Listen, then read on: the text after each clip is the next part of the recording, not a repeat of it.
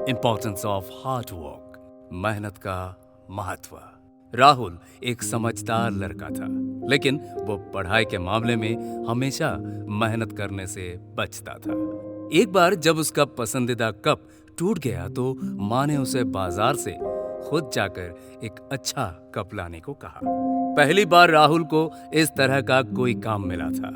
वो मन ही मन खुश हो रहा था कि चलो इसी बहाने उसे बाहर जाने को मिलेगा और उतनी देर कोई पढ़ने के लिए नहीं कहेगा।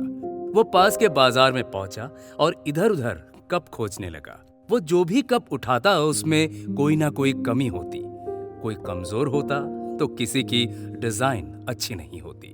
काफी खोजने पर भी उसे कोई अच्छा कप नहीं दिखाई दिया और वो मायूस लौटने लगा। तभी उसकी नजर सामने की दुकान में रखे एक लाल रंग के कप पे जा टिकी। उसकी चमक और खूबसूरती देख राहुल खुश हो गया और झट से दुकानदार से वो कप हाथ में ले देखने लगा। कप वाकई में बहुत अच्छा था। उसकी मजबूती, उसकी चमक, उसकी शानदार डिजाइन, हर चीज परफेक्ट थी। राहुल ने वो कप खरीद लिया और घर चला आया। रात को भी वो कप अपने साथ ले बिस्तर पे लेट गया और देखते देखते उसे नींद आ गई। वो गहरी नींद में सो रहा था कि तभी उसे एक आवाज सुनाई दी, राहुल, राहुल। राहुल ने देखा कि वो कप उससे बातें कर रहा है। कप, मैं जानता हूं कि मैं तुम्हें बहुत पसंद हूं, पर क्या तुम जानते हो कि मैं पहले ऐसा नहीं था? राहुल, नहीं, मुझे नहीं पता। तुम ही बताओ कि पहले तुम कैसे थे? कप, एक समय था जब मैं मामूली लाल मिट्टी हुआ करता था। फिर एक दिन मेरा मास्टर मुझे अपने साथ ले गया। उसने मुझे जमीन पर पटक दिया और मेरे ऊपर पानी डालकर अपने हाथों से मुझे मिलाने लगा। मैं चिल्लाया कि अब बस करो, लेकिन वो कहता रहा, अभी और अभी और। मैंने बहुत कष्ट सहे। जब वो रुका तो मुझे लगा कि बस अब जो होना था हो गया। अब मैं पहले से काफी अच्छी स्थिति में हूं। लेकिन ये क्या? उसने मुझे उठाकर एक घूमते हुए चक्के पे फेंक दिया। वो चक्का इतनी तेजी से नाच रहा था कि मेरा तो सर ही चकरा गया। मैं चिल्लाता रहा, अब बस, अब बस। लेकिन मास्टर कहता, अभी और, अभी और वो अपने हाथ और डंडे से मुझे आकार देता रहा जब तक कि मैं एक कप के रूप में नहीं आ गया। खैर, सच कहूं तो पहले तो मुझे बुरा लग रहा था, लेकिन अब मैं खुश था कि चलो इतने कष्ट सहकर ही सही, अब मैं अपने जीवन में कुछ बन गया हूं। वरना उस लाल मिट्टी के रूप में मेरी कोई वैल्यू नहीं थी। लेकिन मैं गलत था, अभी तो और कष्ट सहने बाकी थे। मास्टर ने मुझे उठाकर आग की भट्टी में डाल दिया। मैंने अपने पूरे जीवन कभी इतनी गर्मी नहीं सही थी।